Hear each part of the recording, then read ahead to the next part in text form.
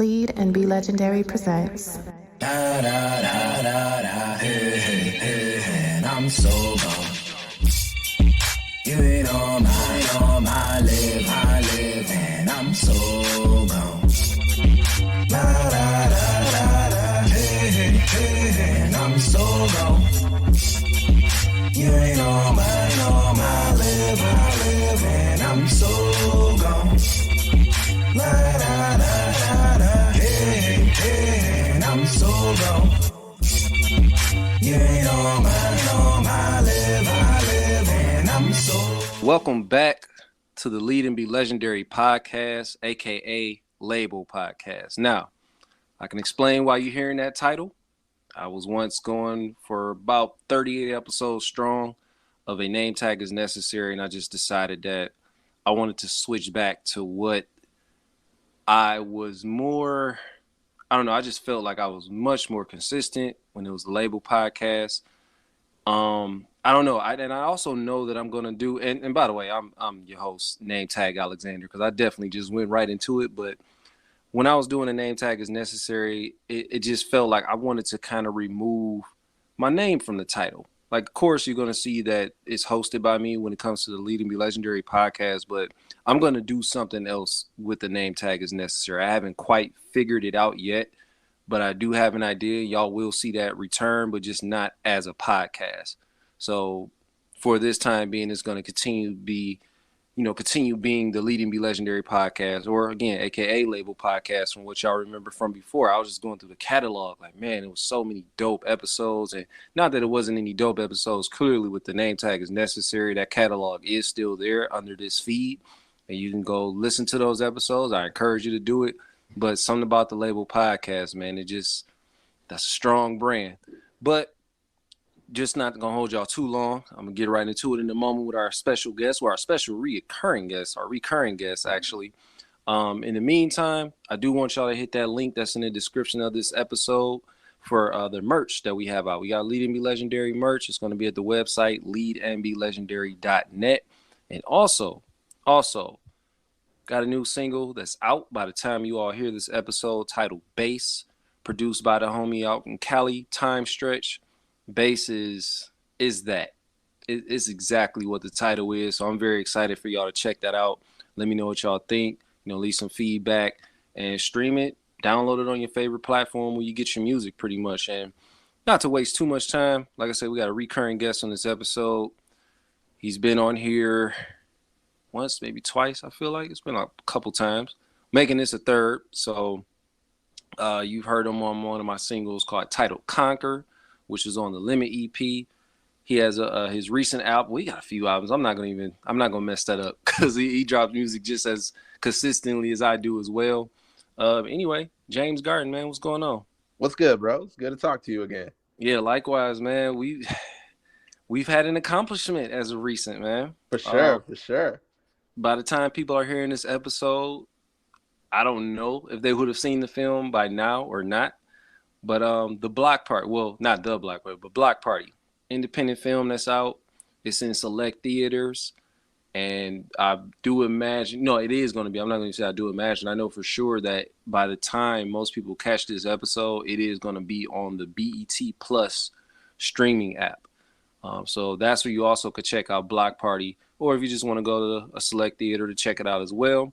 But we both, as I found out last week, we both have music placements in this film.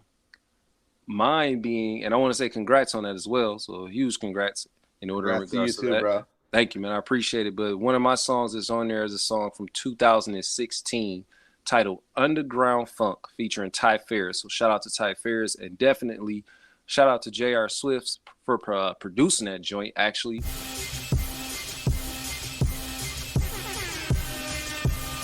They like it live with the system up, 808s and bass line, so you feel the dump. Got them saying, what you playing, make the speakers jump. And only underground funk bumping out of my trunk. They like it live with the the system up. 808s and bass lines make you feel the thump. Got them saying, what you playing, make the speakers jump. Hey yo, back up on the scene, what you mean? Feeling like I'm at my best, I'm feeling fresh, this Listerine. Got some dressing to impress, you see my kicks, they looking clean. I ain't gotta do the most, dope in t-shirt and some jeans. When I hop up in that... Which is funny because me and JR, we had a couple of placements from this same project, from the Metal Letter EP that Underground Funk is on with, I believe we had Down and another track called On My Job that was placed in this series called Hug It Out. And I remember telling JR, this was back in, damn, it might have been 2017, 2018. I remember telling him, like, trust me, dog, is going to be another placement coming or more, but just not at the moment. I guarantee you. And it happened. It was some years later, maybe like 4 or 5 years later, but it definitely happened. You know what I'm saying? So, man, it's just funny how, like, your catalog, I just keep telling people, man, just artists, keep recording. You know what I mean? Just keep recording, because it don't matter how old the song is. If it fits in the television show or the movie or video game, whatever, or whatever commercial, just keep recording, man, for sure. What song of yours was placed in there? Have I heard it already, or this is something like exclusive you were sitting on in the tuck? Nah, it was a record called Pretty Painting. I think I released it in 2020.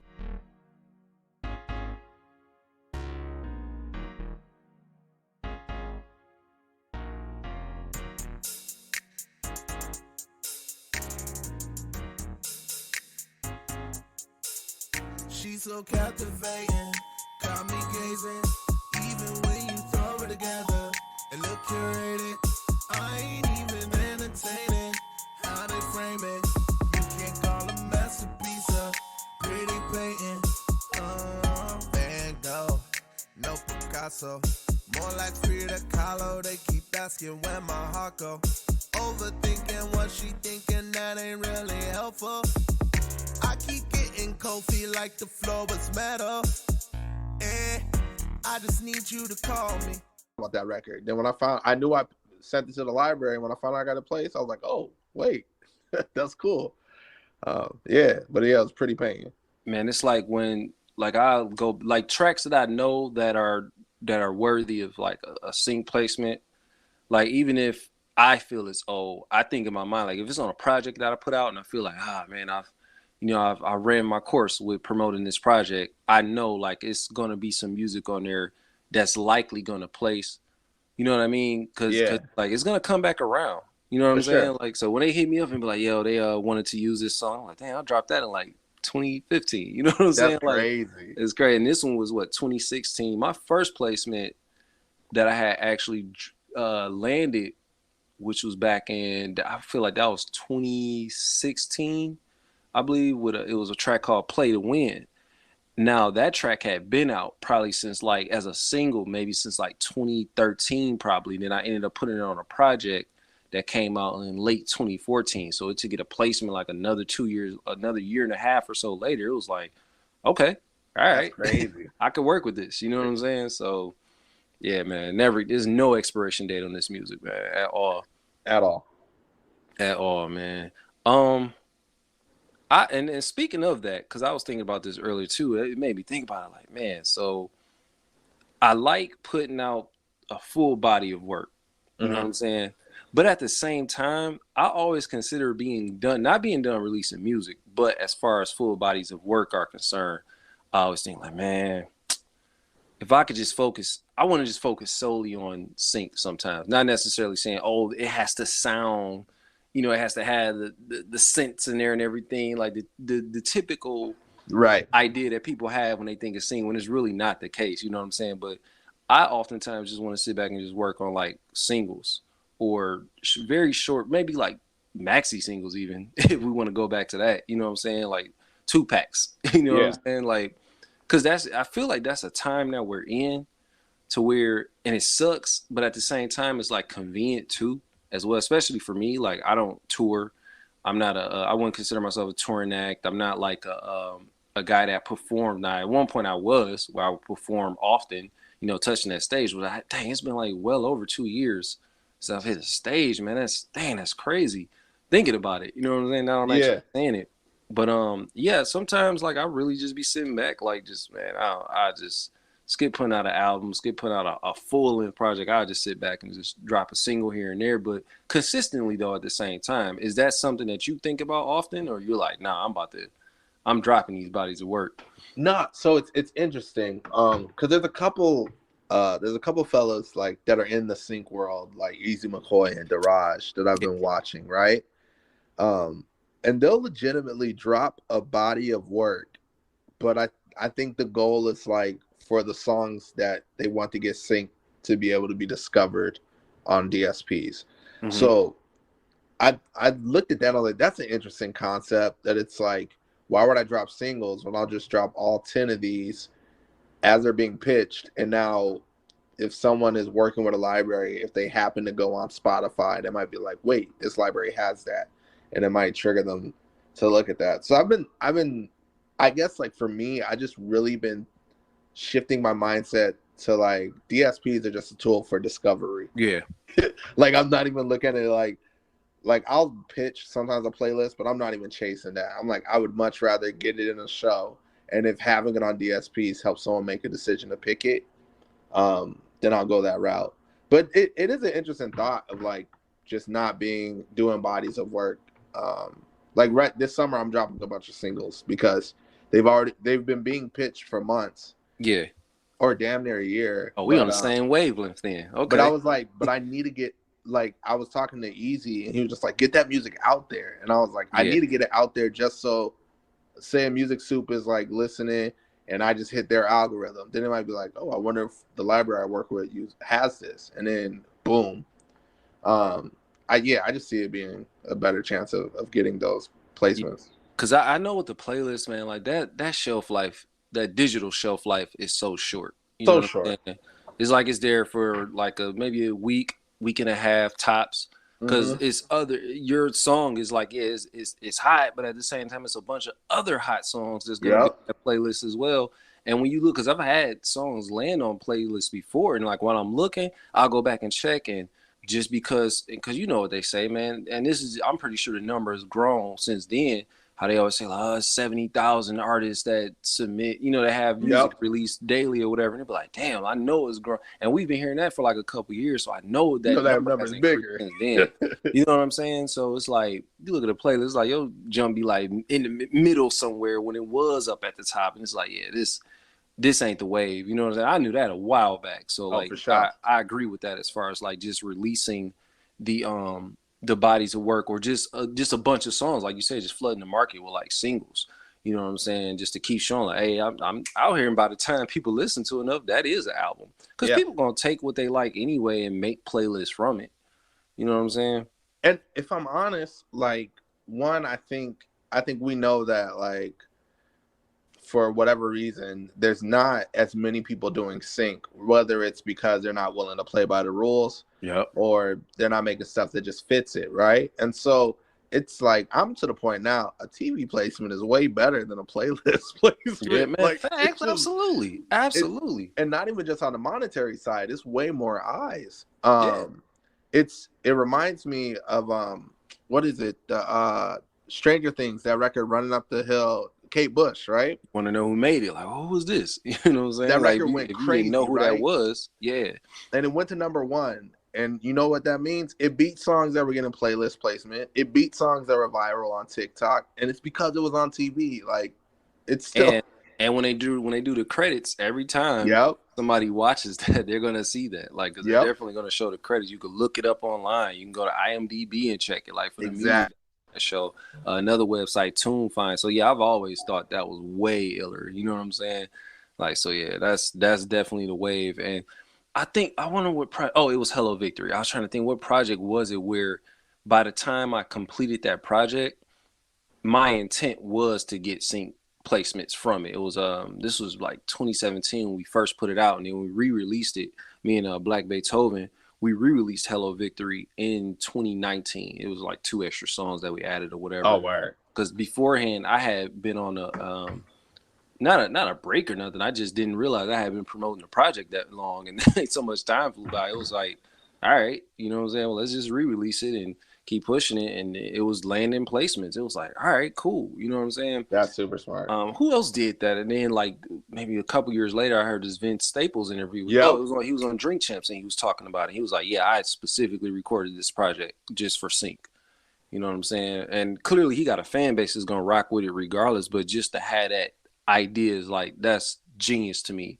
It's because so that's smart. It gives your music legs. It gives it legs. You know what I'm saying? I was what was the show? I was recently watching the Miss Marvel premiere on Disney Plus, and it was a song playing at the beginning. It had like an 80s vibe to it. I was like, I don't think I've heard this before. Like, what is this song? And it was like it was just like the opening music, whatever. I'm like, what is this? And then I recognized the voice. I'm thinking it's an old joint, but it was a Weeknd track. And I'm like, yeah, he did. I'm like, he did put out that album where he had like the 80s vibe or whatever, and I just never got around to listening to that album. That's but crazy. You see how it reminded me just from the TV show. I'm like, damn, now I gotta go listen to that song. That shit is dope. You know what I'm saying? Yeah, people still watch as long as streaming, and the more like content is being made on streaming like services, it's sync is the way, man. Yeah, and you was just talking about it when you were saying like you don't know if it's just because artists don't want to play by the rules. I think it has a lot to do with sampling, which is a major thing. Like, man, you can talk to cats sometimes like, yo, you can do both, dog. Like, you know what I'm saying? For sure. Like, it's almost like they take offense to it because sampling is such an art when it comes to hip hop music. You know what I'm saying? Like, you can even look at that as an element. You know what I'm saying? Like, that's art because it started. You know, it was like a huge part of hip hop. Like, even just with taking records and cutting and scratching whatever, and you know that be eventually people doing beats from that. Yeah, I get it. But now that it's evolved so much and like hip hop has become so major in the sync world, it's like, yo, man, it's artists out there that's like getting to it, man. Like just a huge career off of sync, and you just be like, yo, and you wouldn't even know like an album they've dropped, but they're well off from just super sync. well off, dog. You know what I'm saying? I thought that was such a major look, and I need to get him on the pod, man. I've been putting it off for so long. PL from out there in Ann Arbor, dog. Like him just landing in the NFL, like yo, like and with the Pistons, like so that man, that's so dope, dog. Like that's where it's at. That's inspiring. It's like yo, that's what I'm talking about. You know what I'm saying? I gotta check out this Block Party film now that I think about it. Like, I haven't even seen the movie. I think I'm gonna have to hit it when it hits the BET Plus app though. I was about to say it's wild. So like this a woman I know, well, I've known her since she was a kid. She was a makeup artist for the films. Wow. So before I found out you got the placement, I saw her promoting that she did all the makeup. I was like, that's crazy. That's ill, man. Yeah. I've been wondering like since I've known that it landed, I was like, damn, I wonder like how long of the track did they play? Same. What type of scene is it? You know what I'm saying? Because I'm thinking about, I'm gonna drop the link. As a matter of fact, I want you to you said it's called Pretty Painting. Yeah. I'm gonna pull it up on the streaming service. I'm gonna drop both links in the description of the episode so people can check it out.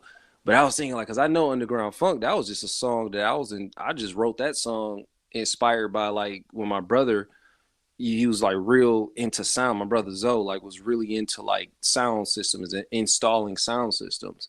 So it was just like inspired by that. And I just, went crazy with it, sent it off to Ty, and then we came up with that. So I'm like, damn, I wonder, I'm thinking like in my mind, I'm like, it gotta be played. And I'm overthinking it like, oh, yo, right.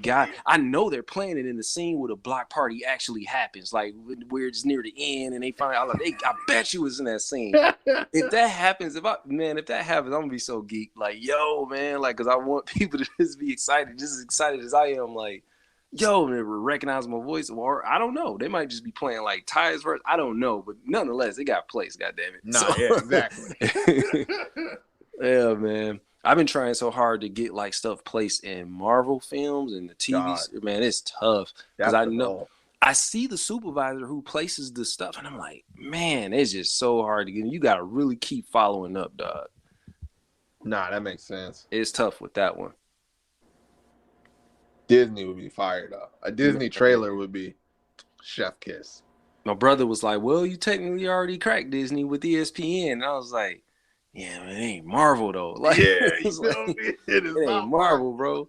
Like people that know as far as ESPN and they're and Disney purchasing them and whatever. But dog, this Marvel different, man. Marvel It's is like huge, dog. that stuff matter, dog. So now talk to me about this because you made mention about you said you released a NFT project. Mm-hmm.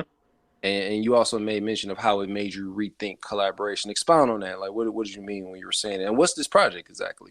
Yeah, so basically there's this thing called Song Camp. So it's a 8-week songwriting camp where the songs we write are turned into an NFT project. And so here's where it gets wild. We are now a headless band called Chaos, and there are 77 members. So there's How are there 77 members in a band?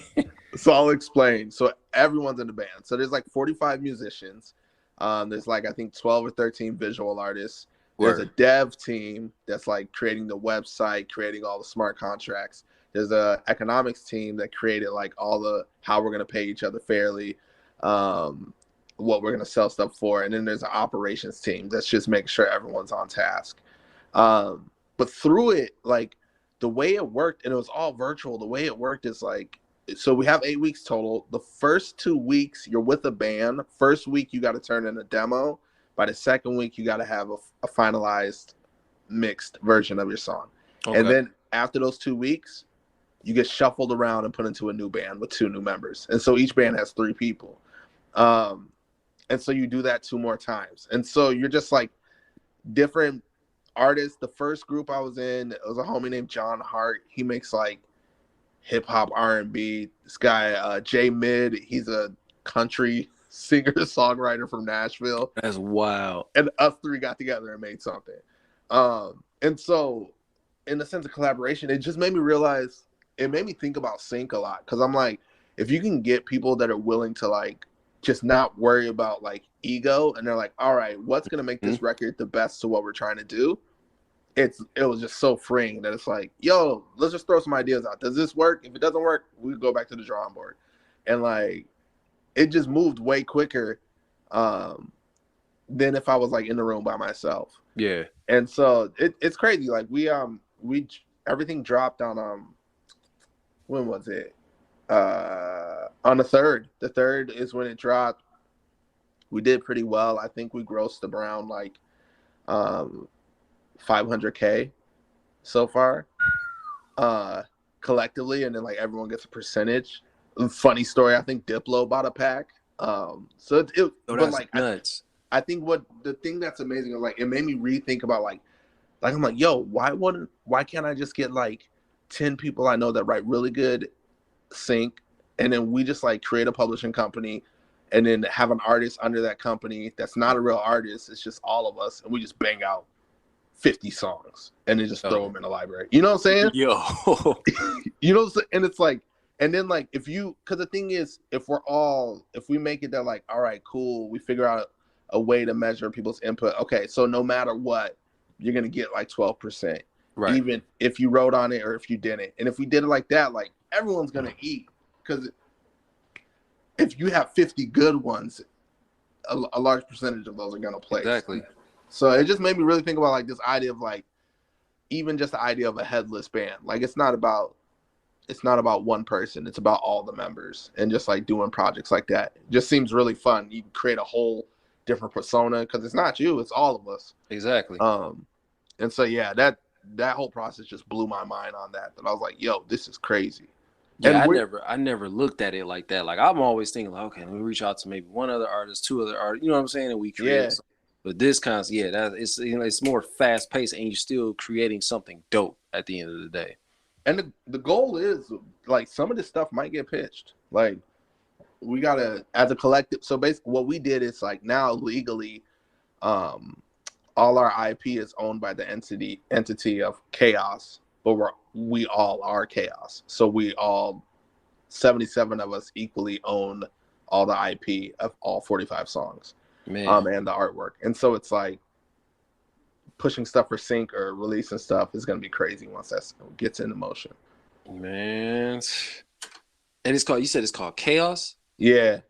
Because when you said Headless Band, I'm like, that name is kind of dope. Like the Headless Our Band. Twitter is like Headless Chaos. Oh, okay. But yeah, Headless Band is kind of crazy, right? Yeah, man. I was like, yeah, that's a dope name too. Yeah. That's crazy, man. That's where I was wondering what that was when you kept putting it on Twitter. I'm like, song camps. I followed them, whatever. I never really had jumped on Twitter enough to keep up. So I was just looking at that like, yo, that's ill.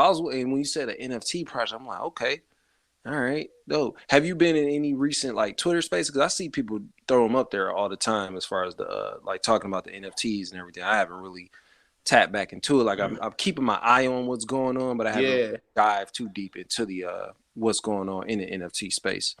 I mean, once I got into Song Camp, because I had to like do an application. Honestly, we have weekly Zooms and we're always in Discord. I was like, nah, I'm not caring about what y'all doing. I need to just focus on this big project that we're trying to drop. Yeah. Because essentially what we did is like we dropped 5,000 packs. So we haven't sold them all.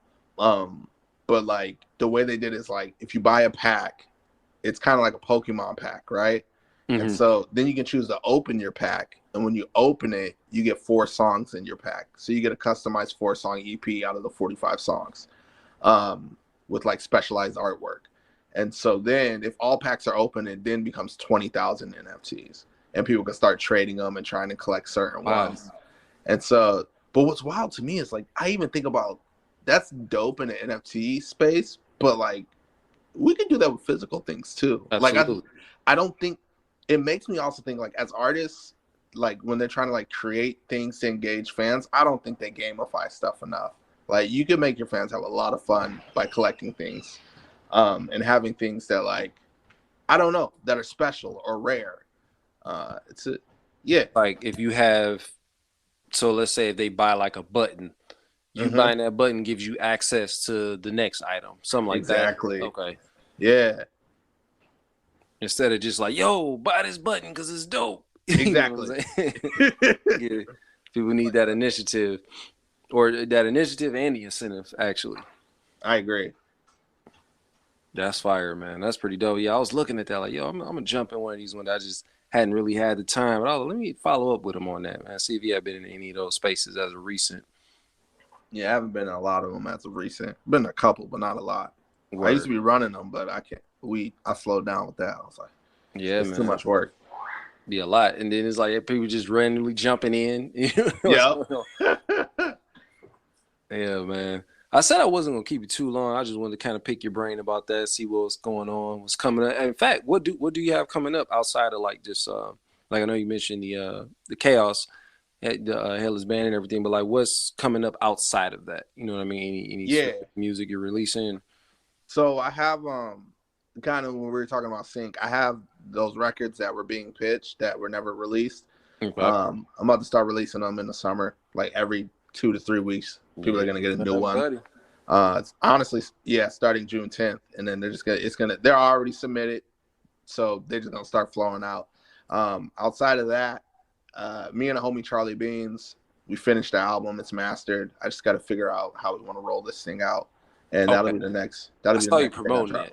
Charlie Beans is dope. I saw y'all promoting that. Okay, I'm looking forward to hearing that. Yeah, I mean, and that one, like circling back to when you were talking about Vince Staples, that one, the goal of this album is to get a lot of stuff synced, and we already have, like, without it being out, we already have one record on the CW's All American. So I think, man, I think we're gonna get a couple placements with these records. Like we got some.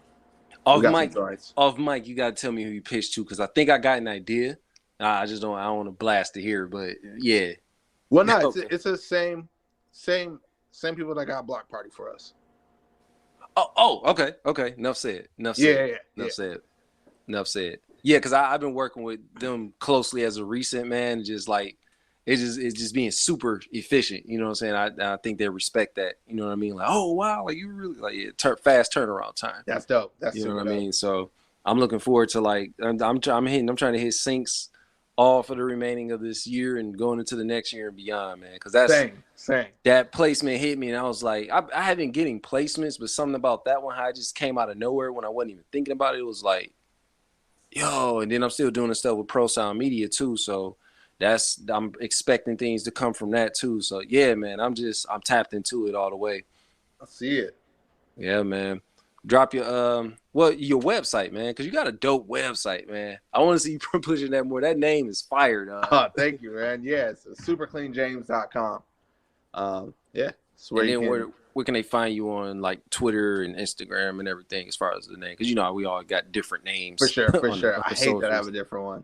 But my Twitter is James Gardin _, and then my Instagram's James Gardin Music. Dope. And you got, and on the Super Clean James website, you got the merch and everything over there. Because I see every once in a while you jump out there with some merch too. Yeah, I got the merch on there. I'm really trying to design some new merch for this next album, and that stuff it's an ambitious thing I'm gonna try to do. But if I pull it off, it's gonna be crazy. That's tight. Yeah, we got merch up. That's where I'm kind of leaning, where I mentioned it earlier on the pod. I was leaning more so towards that with the name tag is necessary. Like I was saying, like I just went back. It's label podcast again. You know what I mean? But with name tag is necessary, I'm like, in my head, I'm like, I can think of like some cool merch with that. You know what I'm saying? That's real. And I was just working on different mock-ups and stuff. And I was like, you know what? This might be the way to go. And I got a few ideas. That's why I said it's going to come back. It's just not going to be in podcast form. So whether it be music or merch, is going to be something. So for y'all listening, y'all going to see it again. But in the meantime, like I said, welcome back to the Lead and Be Legendary podcast. Or for most of y'all to know it, Label Podcast. The website is leadandbelegendary.net. Go grab some merch. Get the hat. I've seen a couple people purchase the hat. They've been wearing it online. You know what I'm saying? The original logo. And again, check out the single, because by the time y'all check out this episode, the bass single will be out. And also, make sure y'all go check out the Block Party film that's out by the time you hear this episode. I got to keep saying that because people going to tap in when they tap in. So I was going to say by the time you hear this episode. But again, leadandbelegendary.net. I'm Nametag Alexander, and we out. And I'm so gone. You ain't on my live, and I'm so gone.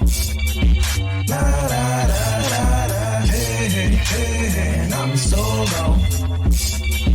You ain't on my live, and I'm so gone. La da da da da, hey, and I'm so gone.